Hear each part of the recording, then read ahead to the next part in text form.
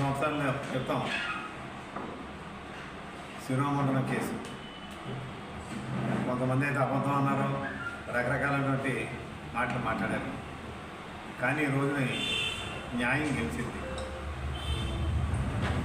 28 సంవత్సరాల నుంచి ఆ దళిత సోదరులు అనేక పోరాటాలు చేసి మాకు జరిగిన అన్యాయాన్ని మరి దానికి శిక్ష వేయాలని చెప్పి 28 సంవత్సరాల కోర్టు చుట్టూ తిరుగుతూ ఉంటే మరి 28 సంవత్సరాల తర్వాత దానికి మోక్షం కలిగింది.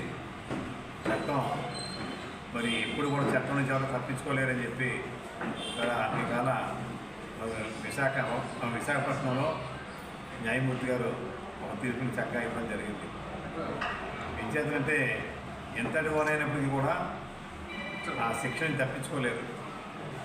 కానీ అవకాశం ఉంది కానీ కొంత రకరకాల కారణాలతో పై కోర్టుకు వెళ్ళి కింద కోర్టుకు వెళ్ళి రకరకాల ఆటలతో వాయిదా వేయగలిగారు తప్ప ఇందులో కొంతమంది బాధితులు మరి స్వర్గస్థులు అవ్వడం కూడా జరిగింది.